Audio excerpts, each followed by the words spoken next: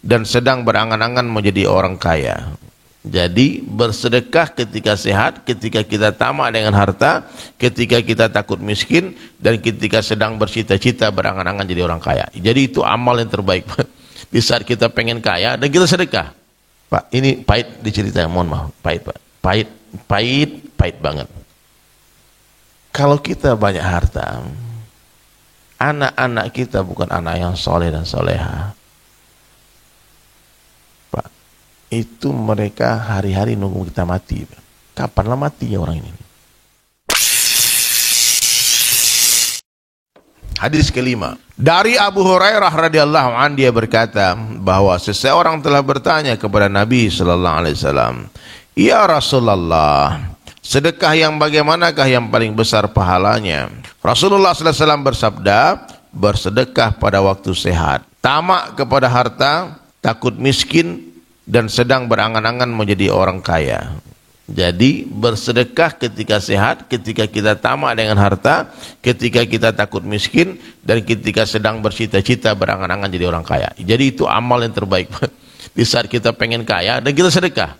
Di saat kita ini lagi pengen hausnya dengan harta benda, datang harta kita sedekahkan. Janganlah kamu memperlambatnya sehingga maut datang lalu kamu berkata, harta ini untuk si fulan sekian, untuk si fulan sekian, padahal harta itu telah menjadi milik si fulan, ahli waris. Banyak orang pas udah mau mati baru jadi orang dermawan. Pas dia sakit baru dia dermawan. Padahal amal yang paling dahsyat, yang paling hebat, yang paling besar pahalanya apa kata Nabi sallallahu alaihi wasallam? Bersedekah pada waktu sehat. Hari ini banyak orang yang mau membeli ketika dia sakit dia mau bayar, Pak. Tapi ketika sehat nggak mau bayar. Ya, ketika kata Nabi bersedekah ketika kita sedang ingin jadi orang kaya. Masya Allah. Mukhlasin Firman. Ustadz saya sudah DM ya, nanti dibaca. Keterangan. Ini hadis riwayat Bukhari Muslim ya. Telah menjadi milik si fulan, ahli waris maksudnya adalah bahwa harta tersebut sudah termasuk dalam hak-hak ahli waris. Jadi ketika udah sakaratul maut, Pak, nggak boleh lagi bagi-bagi. Karena tanpa kita bagi pun itu harta udah milik mereka. Oleh karena itu, wasiat seseorang ketika meninggal dunia boleh dilaksanakan hanya sepertiga dari hartanya. Ya, hanya sepertiga dari hartanya. Dan sedekah pada waktu seorang sakit menjelang ajalnya hanya diperbolehkan dari sepertiga hartanya. Orang-orang yang dalam keadaan hampir meninggal dunia tidak lagi memiliki hak atas hartanya sendiri lebih dari sepertiga.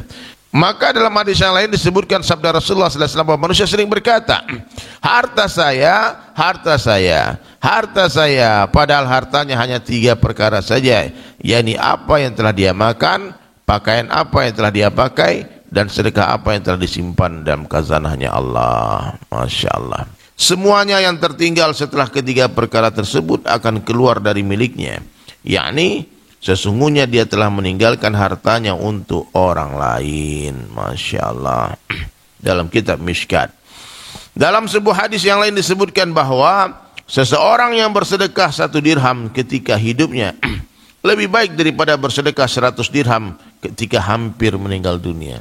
Jadi bersedekah dalam keadaan sehat itu pahalanya besar. Kalau udah sesak nafas, Pak, nih feeling nih besok mati nih. Sedekah hari ini, Pak, itu berkurang nilainya. Karena kalau sudah ketika hampir kita sakaratul maut meninggal dunia dan bersedekah, turun nilainya, Pak. Bukan tak berpahala, berpahala juga. Tapi tidak sehebat sedekah 1 dirham dalam keadaan hidupnya lebih baik daripada bersedekah 100 dirham ketika hampir meninggal dunia. Orang yang bersedekah pada saat menjelang kematiannya seolah-olah bersedekah dengan menggunakan harta orang lain. Itu hak ahli waris. Kenapa kita sedekahkan? Masya Allah. Dia akan meninggalkan harta tersebut untuk selama-lamanya. Dalam hadis yang lain Rasulullah sallallahu alaihi wasallam menyatakan bahwa perumpamaan orang yang bersedekah ketika akan meninggal dunia bagaikan orang yang sudah kenyang lalu sisa makanannya diberikan kepada orang lain. Kalau sedekah itu, Pak, bukan ketika kita tak mampu lagi makan kita kasih orang. Kita perlu kita bagi orang. Rasulullah sallallahu alaihi wasallam telah mengingatkan hal ini dengan berbagai macam permisalan bahwa waktu bersedekah yang benar adalah bersedekah dalam keadaan sehat. Waktu bersedekah yang betul adalah bersedekah dalam keadaan yang sehat. Karena pada waktu tersebut merupakan waktu untuk bermujahadah melawan hawa nafsu. Bukan berarti bahwa sedekah atau wasiat seorang hendak meninggal dunia itu sia-sia. Bukan begitu maksudnya. Ya, memang pahala sedekah pada saat tersebut akan dia peroleh. Hal tersebut akan menjadi simpanannya di akhirat, walaupun dia tidak mendapatkan pahala sebanyak yang dia dapatkan ketika dia bersedekah pada waktu senang dan memiliki keperluan. Masya Allah. Maka Allah Subhanahu wa Ta'ala itu berfirman, diwajibkan atasmu apabila seseorang dari kamu hampir meninggal dunia, jika dia meninggalkan harta, hendaklah dia membuat wasiat untuk ayah, ibu dan kaum kerabat dengan cara yang baik menurut peraturan agama, sebagai satu kewajiban atas orang-orang yang bertakwa. Masya Allah. Perintah Allah Subhanahu wa Ta'ala di atas telah diturunkan pada zaman permulaan Islam. Pada zaman tersebut wasiat untuk kedua orang tua adalah fardu hukumnya.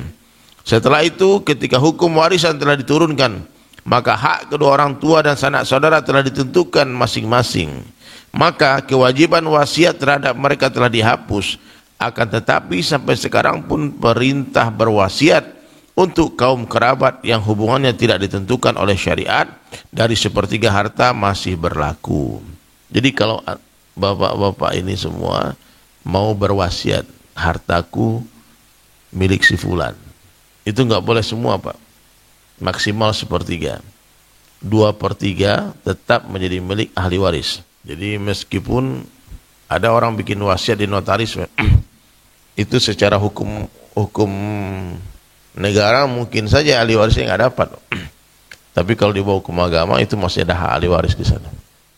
Tetapi pada saat ayat tentang warisan ini diturunkan, wasiat tersebut hukumnya wajib dan sekarang tidak diwajibkan lagi.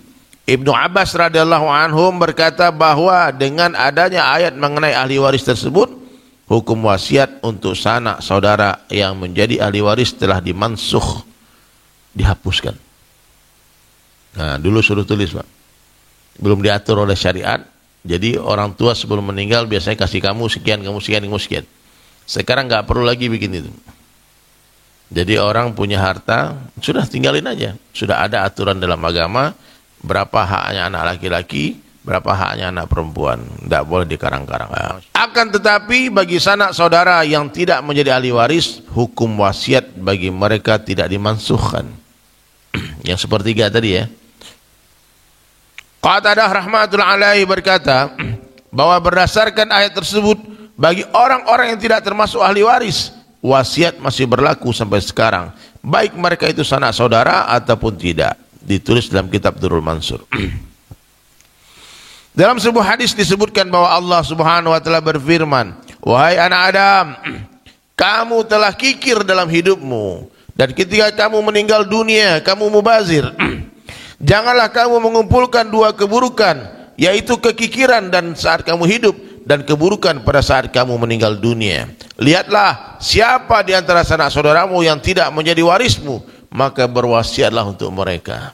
Jadi Pak, yang tidak jadi ahli waris tidak dapat hak apa-apa dari harta kita kecuali kita wasiat. Maka disuruh oleh Rasulullah SAW untuk berwasiat, ya, berwasiat kepada orang yang bukan ahli waris. Jadi bapak-bapak nih, mohon maaf nih, kalau ada kepikiran-kepikiran, nanti aku mati dari Sulaiman bagi sikit, nah buatlah wasiat sekarang. Ditulis, kalau nggak ditulis nggak dapat bagian, nggak bisa tulis. Kalau orang bule kadang-kadang begitu, mereka karena nggak ada hukum ahli waris, kadang-kadang anak-anaknya nggak dapat apa-apa karena dia sudah tulis last will di notaris.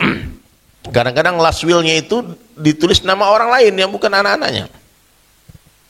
Ya, dalam Islam tidak boleh semuanya, maksimal berapa? Sepertiga. Dalam sebuah hadis disebutkan bahwa Allah Subhanahu wa Ta'ala berfirman, wahai anak Adam, kamu telah kikir dalam hidupmu, dan ketika kamu meninggal dunia kamu mubazir. Janganlah kamu mengumpulkan dua keburukan, yakni kekikiran pada saat kamu hidup dan keburukan pada saat kamu meninggal dunia. Lihatlah, siapa di antara sanak saudaramu yang tidak menjadi ahli warismu, maka berwasiatlah untuk mereka. Masya Allah, Durrul Mansur. Dalam ayat kedua, Allah Subhanahu wa taala juga mengisyaratkan sendiri bahwa dalam masalah ini, sedekah yang diberikan ketika seseorang dipengaruhi oleh kecintaannya kepada harta lebih baik daripada harta yang diinfakkan ketika dia telah berputus asa dari kehidupan ini. Allahu Akbar. Ketika sebuah hadis disebutkan bahwa Allah Subhanahu wa taala murka kepada orang-orang yang bakhil ketika hidupnya dan dermawan ketika mau meninggal dunia. Allah murka ketika sehat pelit, pas mau mati dermawan. Kenapa dia bersedekah dengan harta ahli warisnya? Murka. Dalam kitab Kanzul Umar. Ya. Oleh karena itu sedekah dan wakaf yang ditunda-tunda hingga hampir datang kematiannya tidaklah disukai. Karena siapapun tidak mengetahui kapan dan dalam keadaan bagaimana maut akan menjemput. Hendaknya kita banyak mengambil pelajaran dari berbagai kejadian yang berkaitan dengan masalah ini. Bahwa ketika seseorang hampir meninggal dunia, hartanya, mereka sangat bersemangat untuk mewakafkan dan menyedekahkan hartanya. Tetapi penyakit benar-benar telah menghinggapinya, sehingga pada akhirnya mereka tidak mempunyai kesempatan untuk mewakafkannya. Sebagian dari mereka tiba-tiba saja menjadi lumpuh, tidak dapat berbicara. Sebagian lagi dicegah oleh ahli warisnya. Dan apabila dia nih hati-hati kalau lagi udah sakit nanti mau sedekah Pak, ribut sama ahli waris Pak.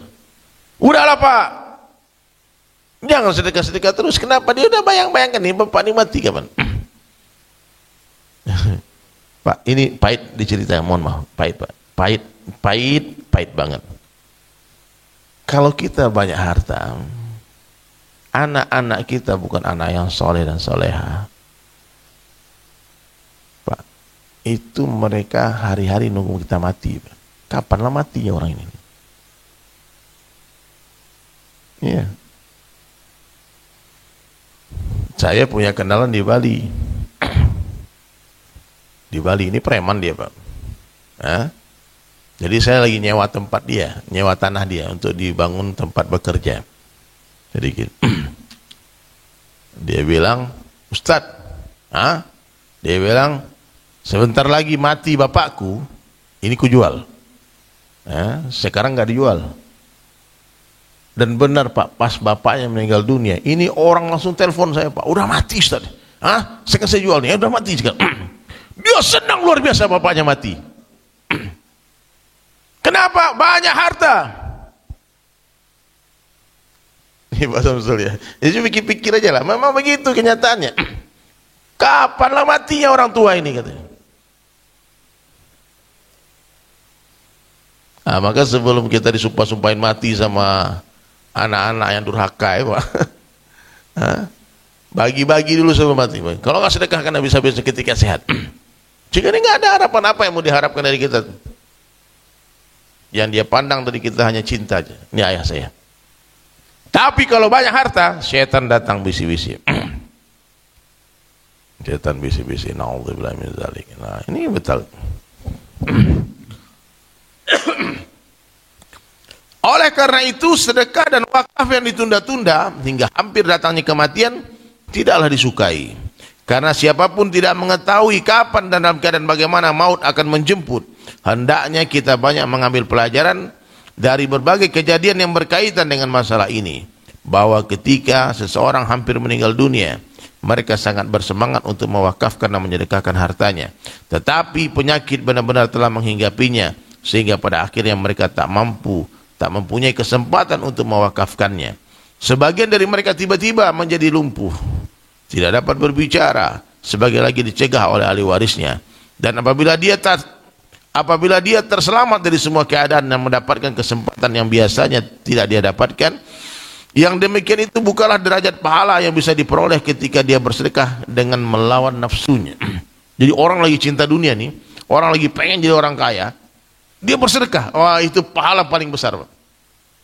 Ketika nafsu menggebu-gebu hendak mengumpulkan harta, menumpuk harta, dan bersedekah waktu itu adalah derajat pahala yang sangat tinggi.